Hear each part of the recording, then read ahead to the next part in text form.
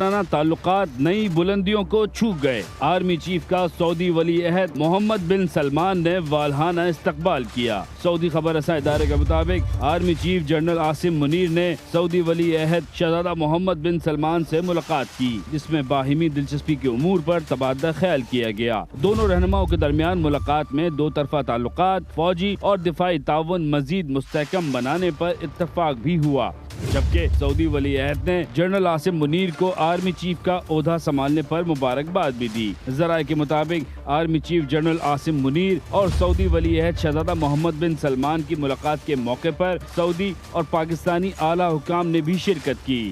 ایک روز قبل پاک فوج کے سربراہ نے عمرہ ادا کیا تو ان کے لیے خانہ کعبہ کے دروازے بھی کھول دیے گئے۔ سعودی عرب کا دورہ مکمل کرنے کے بعد آرمی چیف دو طرفہ سیکیورٹی تعاون پر بات چیت کے لیے متحدہ عرب امارات جائیں گے۔ آرمی چیف 4 جنوری سے 10 جنوری تک سعودی عرب اور متحدہ عرب امارات کے سرکاری دورے پر ہیں۔